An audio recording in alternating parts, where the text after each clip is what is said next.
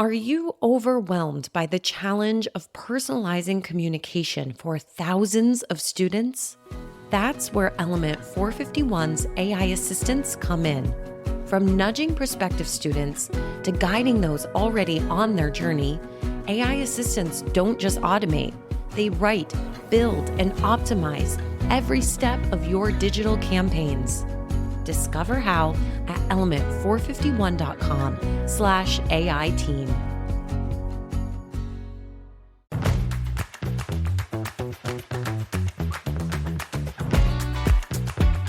Welcome to Talking Tactics, a podcast that gets you results.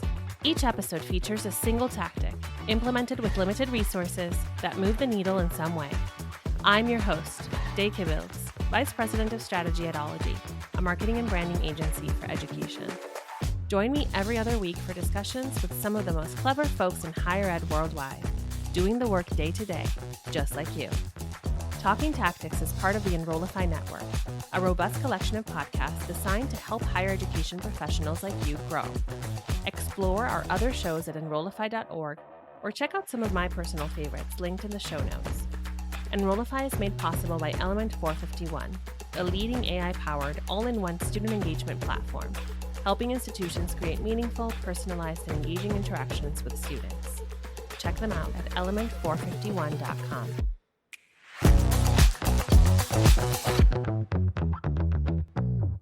Hi, friends, and welcome back to Talking Tactics. I am your host, Day Kibbles, and I have an ask for you before we jump in. Would you please take a few seconds to follow or subscribe to the show? It helps it make it more discoverable for others who may also want to talk tactics with us. Today's tactic is a good one, let me tell you. Not just because it's email, which you know I have a soft spot for, but because it has great results. My guest, Cory Glover, is here to share how he made language and CTA changes to inquiry and admin email campaigns, resulting in 17% more applications and 30% more deposits. We all want this, friends. Cory is in charge of the strategy and execution of email marketing at the University of Michigan, Dearborn. He's been in higher ed and nonprofit marketing for a decade and has a master's degree in communications. So, folks, we're hearing from an expert. Cory, welcome to the show. Thanks for having me. Glad to be here. I'm so excited you're here. Any chance I get to talk email, I'm in. Let's go. Talk to me about your emails. What were you trying to improve or solve? The genesis of this tactic. Yeah. So I think really at the end of the day, right, in higher ed, we all want more engagement. So, there's a sense that we needed to get more people clicking on our campaigns. And especially, I think, and I think this goes across the board for all industries, you want people engaged throughout the whole campaign, right? There's a sense that, you send, the first 3 emails are going great. And then you see a pretty big drop off in your click rate and click throughs and things like that. And so I think that was really like the genesis of this. Like, how do we kind of like maybe course correct a little bit and see what we can do on our end to get students more involved, not only just opening our emails, but actively engaging in them across the board instead of having that sharp drop off. Yeah. So right off the bat, one of the things that I love about this is that you were looking at your data, every email that went out, and noticed the drop off. I feel like there's a lot of schools out there who don't look at them until like the end of the cycle and don't realize that, Right, after email 3, nobody was paying attention. Right, yeah. All right, so I'm with you so far. We want engagement. We want people to actually do the things. So what did you set out to try? What idea did you have? Yeah, one of the first ideas we had was to focus in on our call to action for pre-deposits. So we wanted students to learn a little bit about our school, but then also click on a link and place a deposit to let us know, hey, we're really interested, right? And our CTA before the change was reserve your spots on basically all of our admit pre-deposit communications. And I was seeing a shift to more specific CTAs out in the industry, like highly specific things like, attend our open house event on June 12th. And that's like your CTA, right? Really cool stuff like that. And I wanted to figure out how I could kind of press this idea a little bit in higher ed and and give the student really what they were doing, right? Because they are paying a deposit. They're also reserving their spot, but there's sort of like a vagueness to it there. Yeah. And I see it as like, I think one of our goals is to make things as easy as possible for students, right? And I think that includes just like the mental load of reading an email or even reading a CTA and letting them know like, here's what you're gonna do. And so that's kind of, the initial part of our net, kind of looking at the data and then kind of looking at what's happening out in the industry there.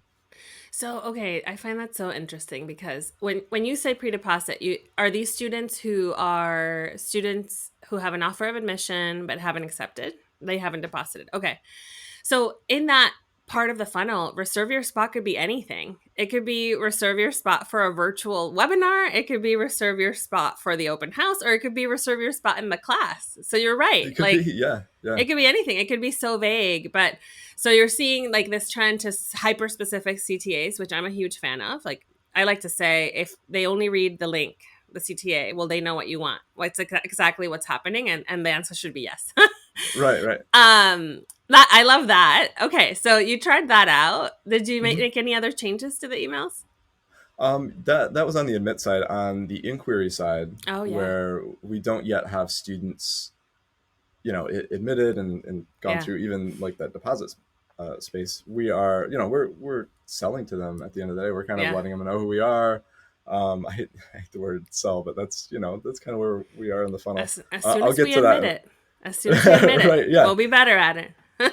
Yeah, but on that side, I think there was a lot of opportunity there to redesign our emails to make them easier to scan, easier to click on as well. And one of our, I think, major changes there was really looking at the language we were using and taking a look at how we talk about ourselves. And I think there's a sense like, in higher ed, we think that students are really there, and I'm going to use the word sell again. We're selling them, but I think sometimes at best that leads us to just talk through benefits. At worst, it leads to us just listing off a bunch of selling points that everybody else is doing, right? I think just a slight shift in copy. You don't have to completely move away from those points of talking about yourself, but just a little shift can make students feel a little bit more welcome. And I think when that happens, they're more likely to pay attention to your communication. They're more likely to engage with your emails. Okay, I love this list of ideas. First, it was very direct CTA for the admits, and then for the inquiries, who were really just trying to capture them in a way, like start to form some connections. Easy language, easy to scan, easy to click on, just easy in general. And then less talking about ourselves and more serving what they need. I mean, all of these principles, I think, apply to any marketing channel, but they're so important in email, where students are being bombarded with emails, especially at the inquiry phase. Just go to Reddit and try to see how many, like there's like usually every year there's some sort of contest, like who has more? I have 10,000. I have 20,000. Right. So I love these ideas. So, all right, I want to know how you brought these to life. Exactly what did these changes look like? How difficult was it to convince people? That kind of thing.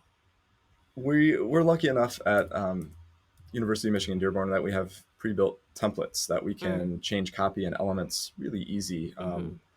We have a small team of 3 people on the email team, and we work real hard to be as thorough as possible. But I think just having that alone is really key, and we can quickly pivot and make some interesting choices based on A/B testing and things like that. So really the first step for us was A/B testing and taking a look at that simple CTA change from reserve your spot to pay your deposit. So the switch to more clear, direct conversational language, just telling the student exactly what tasks they're going to do. In A/B testing, we saw there was a 17.3% click rate for the pay your deposit one, and then a 10% click rate for the reserve your spot. So I know, I know a lot of times in A/B testing, it doesn't really reveal, one thing over the other, right? But this was pretty clear, and it felt like we should follow the lead of those results. And basically, I just went into all of our pre-deposit emails and I made the switch. It felt like a definitive enough result that let's just go for it. Let's swing for it. Honestly, 17% click rate is pretty astounding. I mean, even 10% is, I have to say.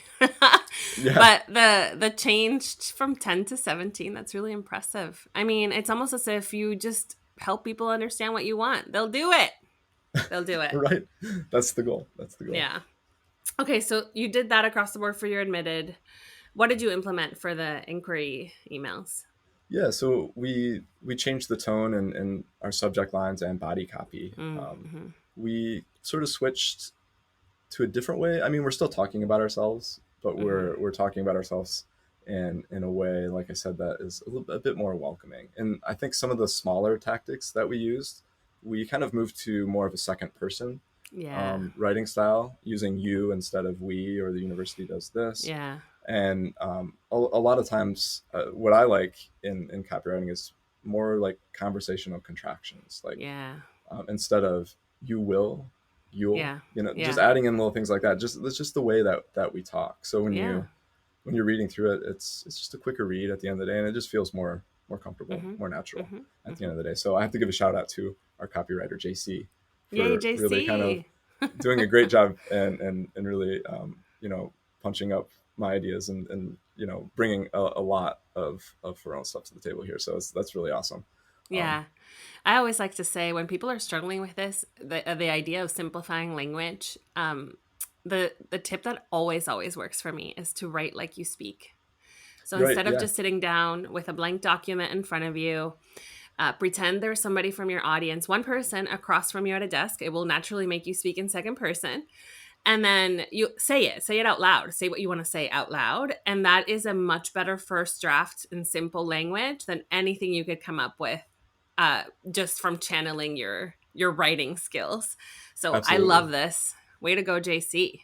Yeah. And I feel like it does remove some of the jargon too right away. Yeah. Yeah. If you do the tactic you were Imagine talking a about there. person that doesn't know what you're talking about. You will naturally explain it. You will naturally use conversational contractions. Mhm. It's Right. so much closer to what it needs to be. What other changes did you make to make it easier to read, scan, and understand? Yeah, so we had new copy, and on top of that, we started using icons, Oh, numbered okay. icons and numbered lists that would stand out a bit more. Yeah. Just making it easier for there to be kind of an anchor, a visual Yeah. anchor for the student to scan through this information. And we also switched up our style of CTA button. We sort of Okay. had like a hyperlink version of it in the lower right hand corner. Um, but we switched to just kind of your standard, just big, you got a big button in the middle of the page. Can't resist it. University colors, Yeah. nice, easy to read, action based CTAs. And, I think that combination of three changes really worked well together at the end of the day. So, yeah. And I really think, you're really just trying to build trust Yeah. with the student. Absolutely. And, if you're talking to them like you care about them and Yeah. making them feel welcome, you're providing something that's super easy to scan, Yeah. providing, a CTA they don't have to work to find. Yeah. And I think, if they get used to seeing that in their inbox, I think that's a really good thing. And Mm-hmm. there's a higher likelihood, right? We can't guarantee, but there's a higher likelihood that they're going to hopefully at least Yeah. feel something about our university, if not, Yeah. engage with our emails. I mean, feel something positive versus just irritation. Right. Exactly. Yeah. That's the real. I like that you're thinking about trust and how you're creating these emails because we, my co-author Ashley Budd and I, in our book Mailed It, which is about email everybody if you haven't heard. Trust is the foundation of really any good email strategy. And one of those parts is empathy. And I know, like, when you're talking about caring and welcoming and making sure that there's no cognitive load and that we're, really respecting their time and space, like, that's empathy to me. It's not just feeling overly emotional, which, and, it's also kind of mirroring emotion, but it's respecting their inbox, respecting their time, respecting that they're busy, Yeah. respecting that we're not the only thing going on in their life. That is so crucial for us to earn their respect back, to Mhm. even get them to look at anything we send them. So I just absolutely love that you are all doing this and that you have trust as the foundation, because that's exactly the right way to go. It's not gimmicky. It's not getting them to click. It's not getting them to open. You're serving them. I love that, Cory. Awesome. Well, thank you. Thank you. Yeah. Hey, we're trying out here. Yeah. So talk to me about that, because I think some people do struggle with that. What changes did you make? Do you have any examples of changes that you made to actually make things feel more welcoming? Or how do you, like, I'm sure folks listening are like, I want to do this too. Like, I don't want to talk about ourselves in the same way. And you're saying we're still talking about ourselves, but it's a little bit different. Can you talk to us about what those changes were? Yeah. I think we try and I think empathy is the kind of the key word here. And I think we try and sort of figure out where our students may be at emotionally, where, as they're kind of trying to engage with our materials and things like that. And so, for example, we have an email kind of at the end of our inquiry stream where it's basically, it just says anything we can help with. And the first line of it says, we know it can be challenging to balance everything during the college application process. No matter where you're at in the application journey, our admissions team is here to answer any questions you may have. You can speak with one of our enrollment officers by directly signing up for a one-on-one virtual drop-in session. And then we've got our contact information. And then, of course, we've got our apply now button kind of in there as well. But it's, it's kind of just reaching out and letting them know we're there. And the first sentence there is kind of meeting the student where they're at. Right? It's complicated. It's complicated out there. There's a lot of data. For you, and here's how you can reach us. So we don't completely avoid giving resources or talking about the things that we offer, but it's just a slight shift. Yeah. I mean, I think they appreciate that. And I think this is an example to follow. All right. So I'm sure that a lot of these, I used to work in an admissions office. Let me start there. And I remember when I tried to make some of these changes in my own kind of role back then, and I said, this is too complicated. We need to simplify this admissions language. It's alienating. It's a barrier. All these things that we know, you and I know, are true. Right. And I was met with so much resistance from our colleagues who were really adamant that the words had to be what they were, or they would be misinterpreted, or we would be sued, or we couldn't say it that way because we would push people away. Like all these, there's so much of that out there. So what challenges did you have to face to make some of these changes? Yeah, I would say same type of challenges. Yeah. Right? Because I think the status quo rules, and it's really hard to chip away at that. I would say one of the biggest challenges we had was like a hesitancy to talk about money. And I think the reserve your spot became like the go-to for that. But I'm lucky enough to work with some great people in the enrollment office, and they were pretty open and to just giving it a shot, and I think once they saw how things, the impact that these small changes had, they were kind of on board for more on top of that as well. And I really do think there, just across the board in higher ed, I think there's a hesitancy to not want to move away from just hitting like the we do this or we do that type of copywriting, like like the telling it. So that's kind of hard, and I think that's why we've kind of almost done this like hybrid version of it in a sense. I don't think we have any like full email that is all about like emotion and like where the student is at. I would love to try that, but I think we're sort of like kind of moving towards that in a way. And I think making these little steps and showing our work and showing the data and showing the end result, right? You've got the applications up and deposits up. I think that goes a long way. It kind of gives you like a little bit of a ticket to keep moving. Yeah. I mean, when it works, how can they stop you, right? It just made me think, this is something I've been kind of advocating for a bit with some of the clients that I work with. And I've seen it work really well. That kind of that kind of content you're talking about, that's really just there to help the student, regardless of us and the stuff that we do as an institution. That has so much value way earlier in the funnel, way earlier, like when they're still in middle school, when they're trying to even decide if college is right for them. It's not about us then at all, because they don't care what programs we have then, right? But we're doing a service to society and to higher ed as a whole when we do that kind of content. Obviously, as they start to get like into junior year, senior year, we're trying to get them to take some actions. I still like to, like, just like you are doing, bringing that empathy and that support and like putting yourself in their shoes and giving them what they need to make the decision that's right for them. And then I say, what I typically advise is to say, and this is how that looks like at University of Michigan Dearborn, So Yeah, it's like, yeah. this is how you decide, and this is what that would look like here. But it still puts them first. And it's not just Exactly. us and our list of accolades, which another thing I've noticed since now working at an agency and working with dozens and dozens of clients is that our accolades are so similar. They are. And Yeah. even when you ask a school, like, what's unique about you? And they'll say it's our community. I'm like, you and 100 others. Like, what is unique about you? And there isn't, right? I think Yeah. what can be unique is the type of connection that a student forms with you.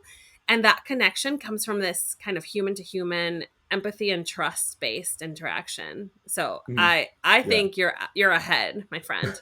Awesome. That's good to hear. So all right, let's talk about results, because I know that I dropped some pretty impressive stats and you shared that A/B test stat, and people are sitting here thinking I want higher percentages. So what did you see at the end? Yeah. And no guarantees. I feel like I No got to say that. guarantees. No guarantees. This is what happened with us, Yeah. And obviously, I think it goes without saying there's a lot of other factors at play when it comes to, marketing and email communication and things like that. No marketing channel in isolation. I just want to reinforce that point. Yeah. Yeah. All right. Good point. Now, But based tell on what us. we were seeing, we saw a 30% increase in deposits for our fall 2023 semester. And one of the problems that I was trying to solve was this kind of, lacking click rate, this drop in click rate after our first couple of emails. And we were able to get that above 3% throughout the whole campaign, just through shifting the deposit language and making that a little more clear. So obviously there's always a slight drop off, but it didn't take the same nosedive, which is, I think, a small victory for sure. Yeah, so that's the admitted side. And then on the inquiry side, we saw a 17% increase in applications across the board, which is really cool to see, because those are the larger updates. We made those changes in the copy and the look and the design and kind of like the scannability across the board through all of our sophomore, junior, and senior campaigns. And to see that was pretty cool. Yeah. And I know open rates are kind of inflated at this point and things like that, but we went from around the 40% open rate to a pretty consistent like 50% open rate, which tells me there's more eyes on the emails. And in this case, when we're talking about empathy, we're talking about telling the student story a little bit more. I really look at it like a marathon, right? Because they're not just entering our admissions funnel through the email. They are going back to the website, they're saying something on social media. And if they're carrying with them sort of that welcoming feeling, or the feeling like, oh, this email is really easy to read, or that first line, like, they get it. Yeah, it is complicated. I see that as like another chance that's in their back pocket as they're looking at other things, and it could impact how they interact with our university in the future. I mean, I don't think we can measure the impact of that relationship building. 50% open rate on inquiry campaigns is really impressive. I think so many are hovering around 20%, even less. So that's, going from 40 was already impressive. I keep telling you this. That was already great. But I love that you're still climbing. What are you hoping to try next? I'm curious. Yeah, so I really want to take a hard look at our early inquiry journeys, our sophomore and junior journeys. I think currently it feels like they're a little more redundant. And if a student starts out in the sophomore journey and they've made it to the senior one, there's a lot of information there that they've already received, even sophomore year. So I want to take a look and see, especially in the sophomore journey, what are some really interesting things that we can do that are more fun, that are not so much even selling the university, but more just like kind of giving the students something cool so that they feel connected to us in some way. And I don't know what that'll be. At this point, we already do sort of like, your sophomore year checklist kind of thing. And And we've started incorporating in some really cool messaging about, social justice on campus and kind of our connections there. And those have been kind of successful, but it does repeat. So I kind of want to figure out what are some ways that we can connect with in these younger, absolutely. Areas here. So, yeah. Well, when you So do any that, ideas come you back. have? Yeah. Come back on the show when you do that and tell us what changes you saw. I mean, I always have an opinion. So here it is. Well, think about like a sophomore really trying to decide what's right for them. Like, what do they even like want to study? My niece is a sophomore and she's changed from chef to nurse to dentist to psychiatrist to, and it's just like they have no idea. So I think our role as institutions at that point is help them figure out how you choose what you're going to study and how that could translate to a fruitful life, right? It's a lot less saying this is our program listing and more like what comes naturally to you. What, it's reflecting, helping them reflect just like maybe a high school counselor would. Mm-hmm. But we can't count on them receiving that support from counselors or parents necessarily, because parents may not know how to counsel their children through these conversations, and counselors might be so overworked that they don't have time for this depth of conversation. So I think we do have a role to play there that goes way beyond just us talking about our offer. Right. Yeah. Right. Exactly. I'm going to take some of that. Yeah, you take it, you try it, and then you come back on the show. Thank you so much, Cory, for sharing all these tips with us. I really love it when we can get this specific. Like we change the buttons, we change the text, because then everybody listening can try it and see if it also works for them. Right. I think it's worth a shot. It is worth a shot. What can go wrong? Nothing can go wrong. That's the beauty about email. Just test and change it back if it doesn't work. Right. If folks want to contact you, where can they find you? You can find me on LinkedIn, and you can also find me on Instagram as well. Those are like the main areas I hang out. The main places where you hang out on the internet. Those are linked in the show notes, friends. And that is the end of our episode today. To our listeners out there, follow and subscribe to keep walking the walk and talking the tactics. The Talking Tactics podcast is part of the Enrollify podcast network. If you like this podcast, chances are you'll like other Enrollify shows too. Our podcast network is growing by the month, and we've got a plethora of marketing, enrollment, and higher ed technology shows that are jam-packed with stories, ideas, and frameworks, all designed to empower you to be a better higher ed professional. Our shows help higher ed marketers and admissions pros find their next big idea and feature a selection of the industry's bests as your hosts, like Jamie Hunt, Allison Tercio, Jenny Lee Fowler, Jeremy Tiers, and so many of your other favorite leaders in higher ed too. Enrollify is made possible by Element 451, the leading AI-powered, all-in-one student engagement platform, helping institutions create meaningful, personalized, and engaging interactions with students.